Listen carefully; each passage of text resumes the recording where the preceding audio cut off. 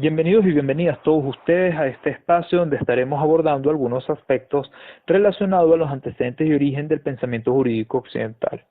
En este capítulo nos referiremos a las condiciones materiales y sociales y unas breves consideraciones sobre la dinámica política y las instituciones jurídicas en el Imperio Romano,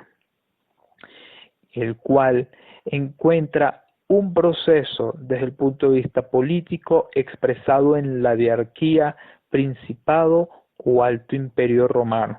que comprende los períodos entre el año 30 a.C. y el año 235 después de Cristo. La organización política en la diarquía o Alto Imperio Romano está encabezada por la figura del príncipe, siendo este el que detenta la imperator potestas, y que asume el nombre de Imperator César Augusto. En este caso nos encontramos las dinastías Augusta, Julio Claudia, Flavia, Antonina y Severa. Octavio, con el nombre de Augusto, inicia la época imperial.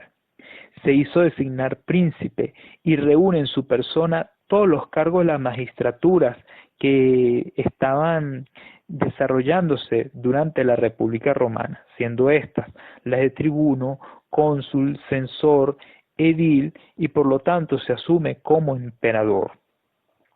Durante la etapa de Octavio Augusto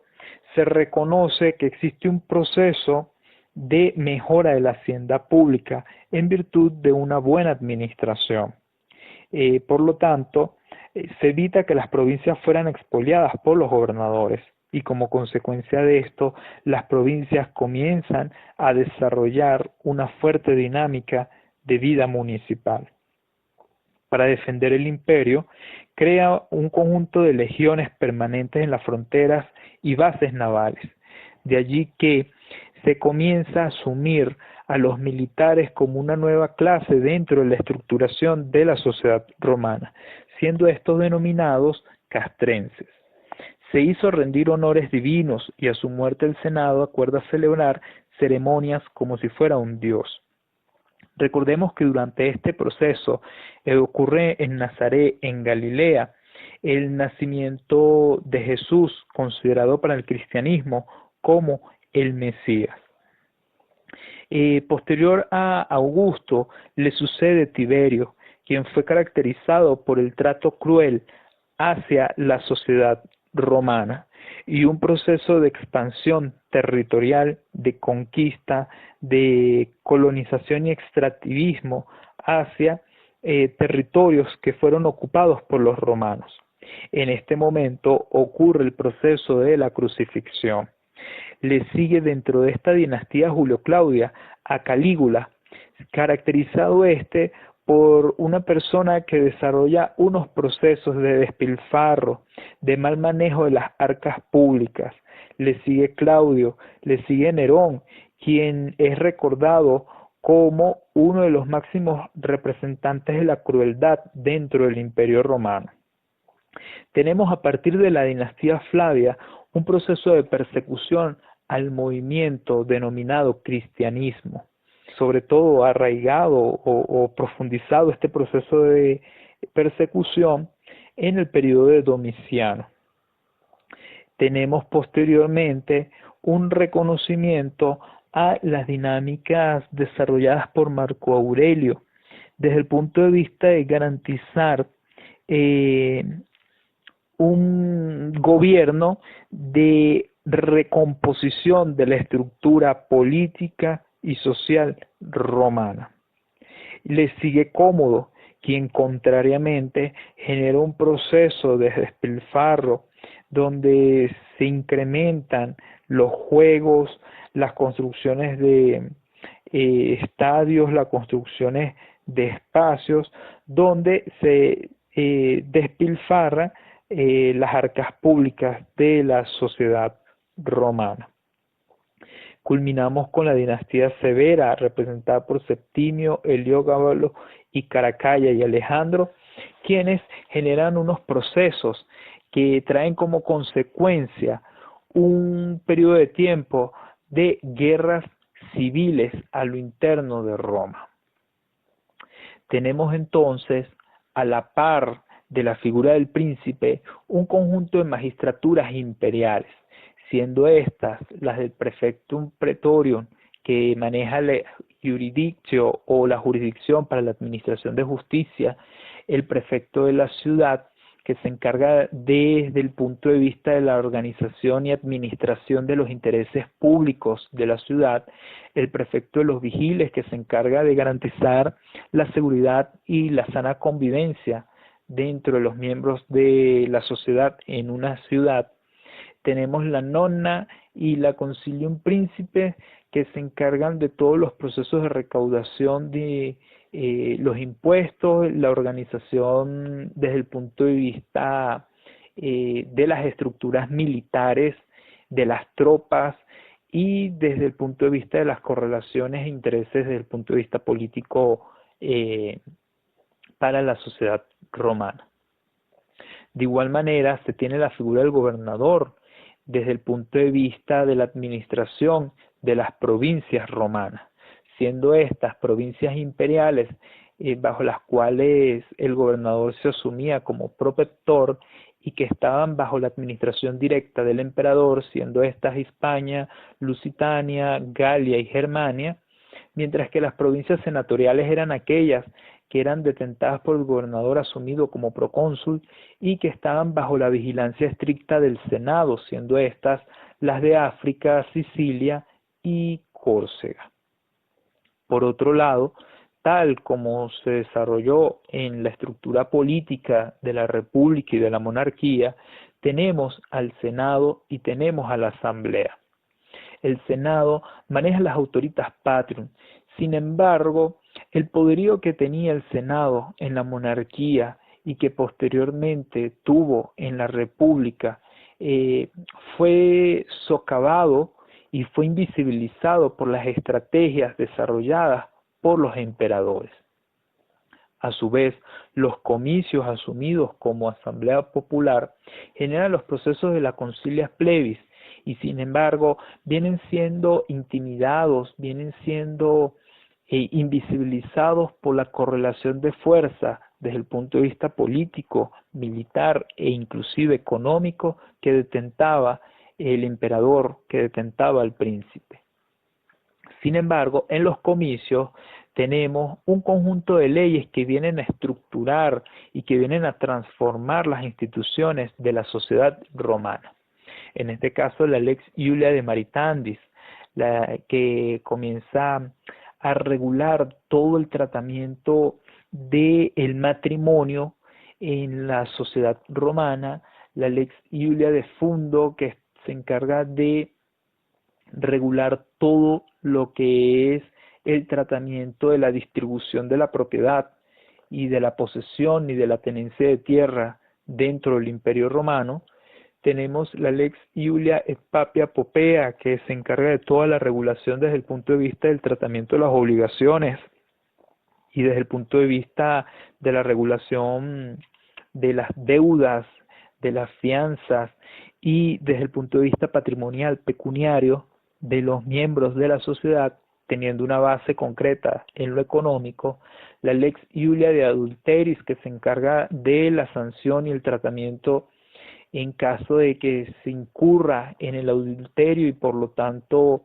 en la disolución del matrimonio, y la Lex Iulia Lesae Majestatis, que se encarga del tratamiento desde el punto de vista como delito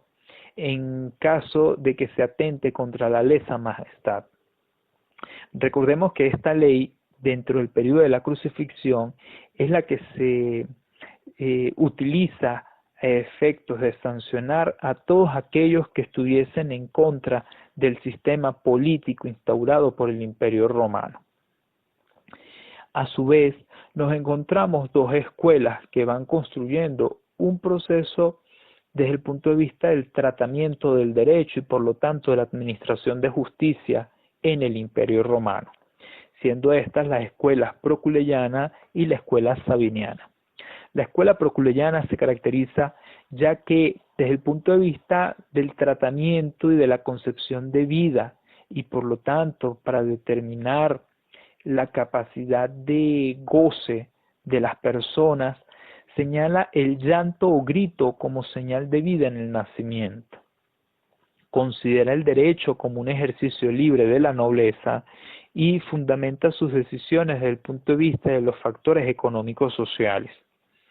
siendo esta una escuela crítica a la concentración del poder. En contrario, tenemos a la escuela sabiniana, siendo esta escuela que asume que cualquier señal de vida en el nacimiento da cabida a el surgimiento de la capacidad de disfrute y por lo tanto del surgimiento de los elementos de la persona. Sin embargo, reconoce de que debe de tener algunos requisitos, es decir, que debe de nacer vivo, debe estar totalmente separado del claustro materno y debe de tener una aparente forma física. Y en caso de que la persona, en caso de que este ser vivo tuviese alguna deformación o le faltase alguna extremidad, o en caso de ser partos múltiples, naciesen conectados órganos, entonces eran considerados monstruos y por lo tanto no eran personas para el derecho romano.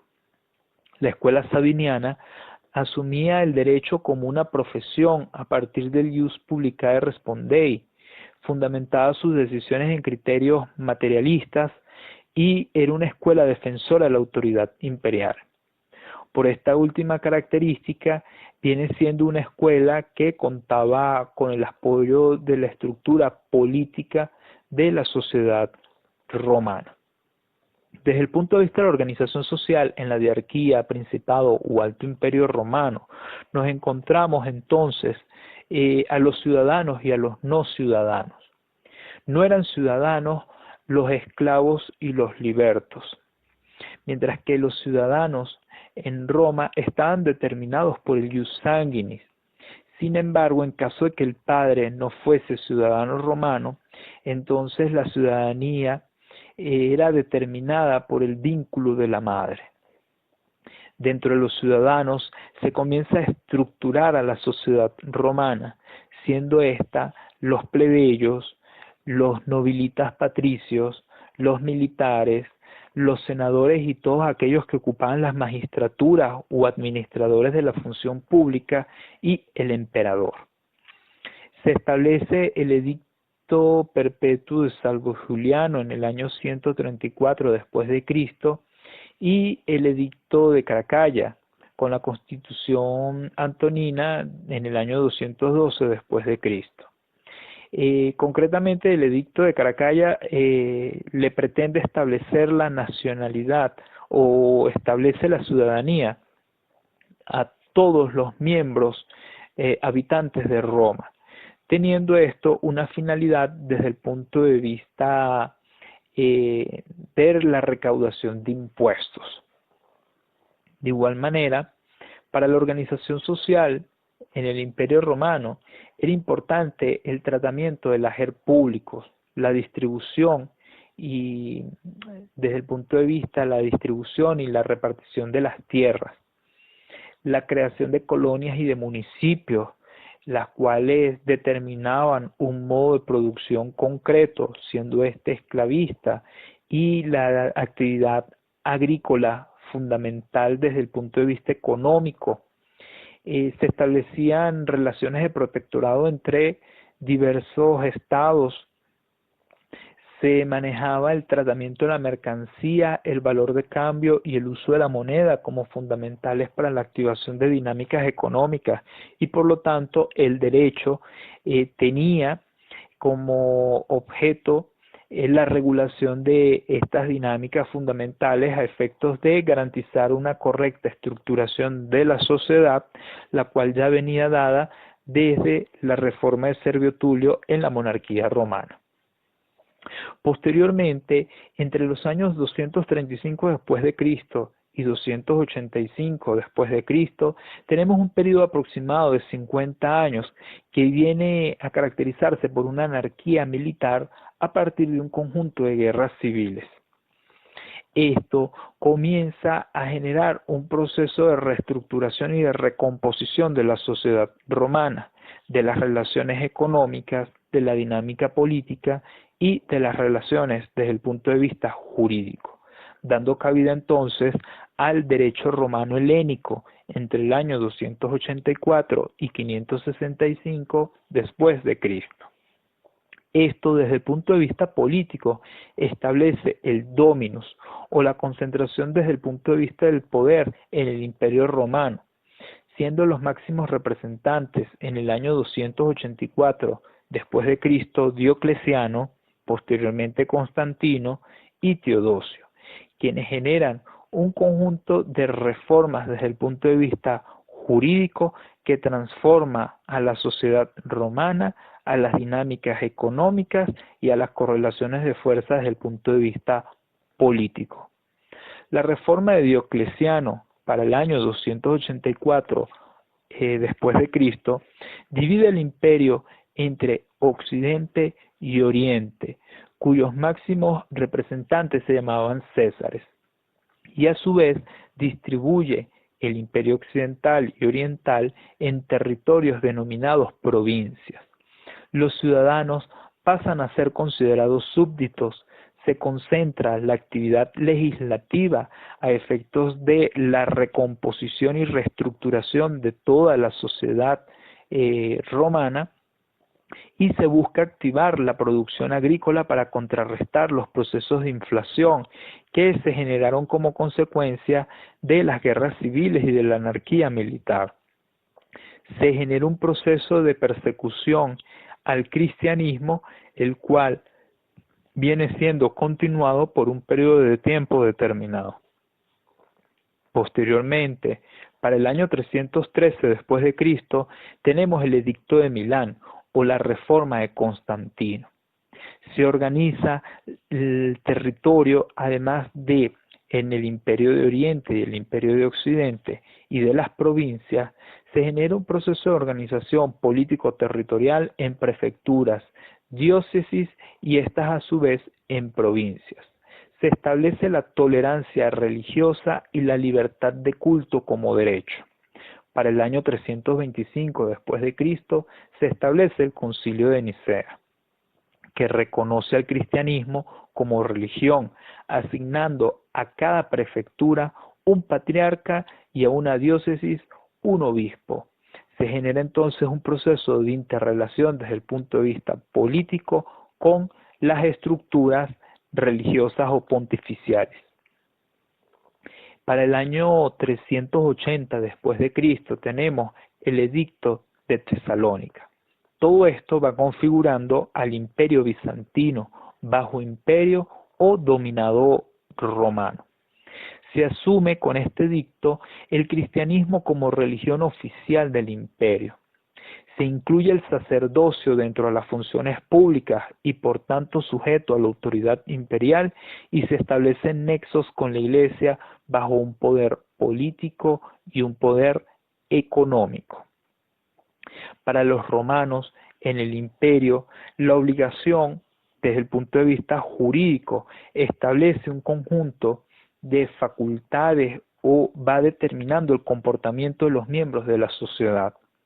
siendo esto determinado por doy para que tú des,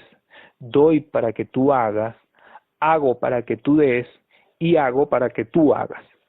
De allí que se asume una definición clásica a partir de las institutas de Justiniano sobre la obligación. Por lo tanto, la obligación es un vínculo jurídico por el cual estamos constreñidos a la necesidad de pagar una cosa a otra persona según el derecho de nuestra ciudad. Tal como hemos dicho, para los romanos, concretamente en el imperio, le era importante a partir de la norma jurídica regular todo lo concerniente a las obligaciones y a los contratos, ya que a partir de estos se iban a determinar las relaciones económicas que van a dar origen a las instituciones que garantizarán la correcta convivencia dentro de la sociedad. Esto genera un proceso de reflexión sobre el tratamiento de la norma jurídica, de las relaciones económicas, de las dinámicas civiles, de las dinámicas comerciales y por lo tanto del tratamiento desde el punto de vista político entre los pueblos que integran el Imperio Romano. Se genera en el año 395 después de Cristo un proceso de división del Imperio Romano. Este se divide entre el Imperio Romano de Occidente, que culmina en el año 800 después de Cristo aproximadamente, y a partir de allí se establece el Imperio Carolingio, influenciado sobre todo por las dinámicas francesas y que tiene una duración hasta el año 1806 después de Cristo, conocido como el Sacro Imperio Romano Germánico, que viene siendo conocido posteriormente en la modernidad como el Primer Reich, y el Imperio Romano de Oriente o el Imperio Bizantino, que surge desde el año 284 después de Cristo y que se mantiene hasta el año 1453 después de Cristo bajo las mismas tradiciones romanas. Este imperio, que es el que comienza a construir un derecho romano y que viene a incidir directamente no solamente en las dinámicas romanas, sino en las dinámicas de toda la sociedad del Asia Menor, del norte del África, del Medio Oriente y de Europa en general, viene caracterizado sobre todo por los aportes del emperador Justiniano, quien gobierna entre los años 527 después de Cristo y 565 después de Cristo. El legado de Justiniano, sobre todo en el Imperio Romano, viene dado a partir de las fragmentas vaticanas, las leyes de Constantino, de Teodosio y de León, conocido como las normas sirio-romanas.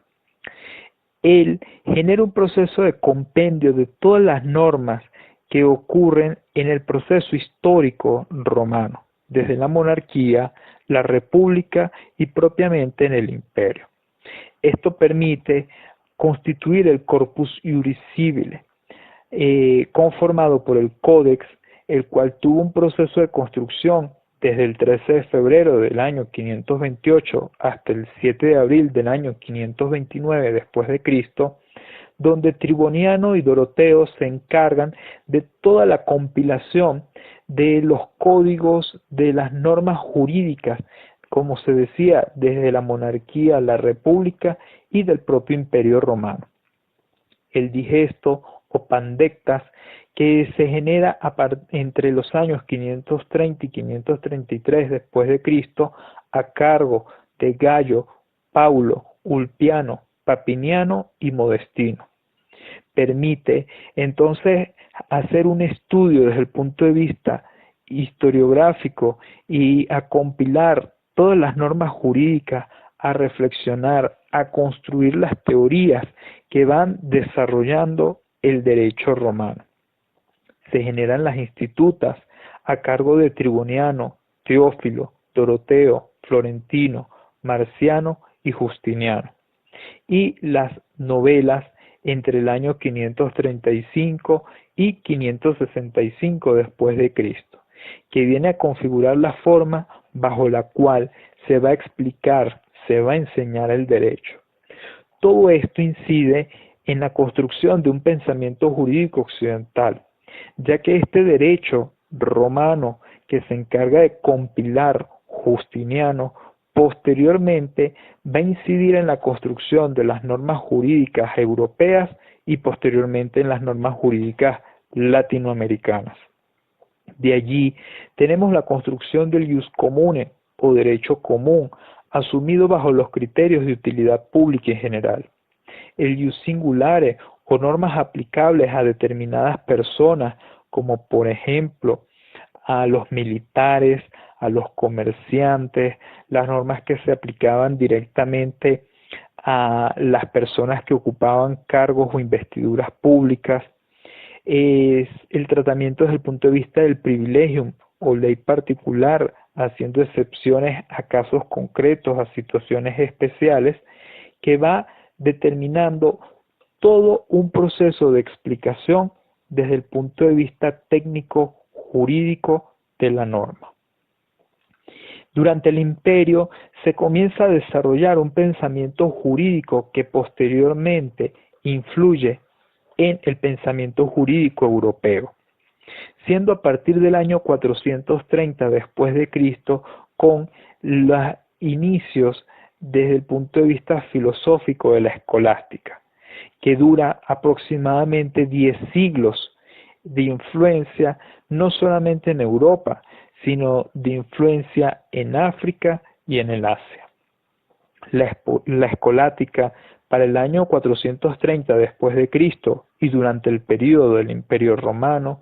significa un proceso de armonización de la filosofía platónica con la cristiana para una cristianización de la filosofía. De allí que comienza a desarrollarse un proceso de influencia de las normas religiosas sobre las normas morales,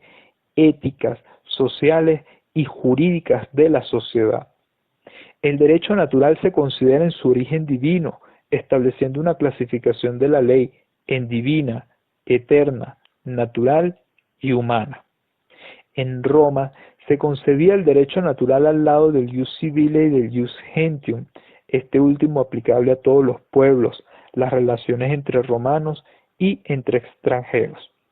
Los hombres, mediante la razón, podían entender la ley eterna y la ley humana como derecho positivo, y que en caso de conflicto entre estas, es la ley natural la que debe regir para conservar el orden social. Por otro lado, la escolástica asume el derecho natural como un derecho ideal desde los principios deontológicos, bajo la idea valorativa del deber ser del derecho positivo, es decir, la idea valorativa de la justicia. Según Ulpiano, la justicia es la constante y perpetua voluntad de dar a cada uno lo suyo. De allí la dimensión axiológica de la justicia, arraigada en el pensamiento de Platón, de Ulpiano, de Aristóteles y de Santo Tomás de Aquino como virtud, mientras que su dimensión fáctica, normativa, viene explicada desde el propio Santo Tomás de Aquino y desde Aristóteles como justicia conmutativa, siendo esta la que regula las relaciones de cambio, las relaciones contractuales, como justicia distributiva, siendo esta la que regula las relaciones entre el Estado, y como justicia legal o judicial, siendo esta la que regula las relaciones de los particulares frente al Estado y por lo tanto la reparación de los daños. Al observar los sistemas jurídicos históricos de carácter universal, el derecho romano reviste una especial significación, no por ser el iniciador de la construcción de derecho, ya que su derecho fue producto de las dinámicas sociales, económicas y políticas mediadas por la cultura entre las diferentes civilizaciones con las cuales tuvo contacto de manera pacífica o de manera guerrerista, sino que constituyó un ordenamiento jurídico dotado de fuerza conceptual, teorías, instituciones, escuelas para su formación, comprensión y práctica,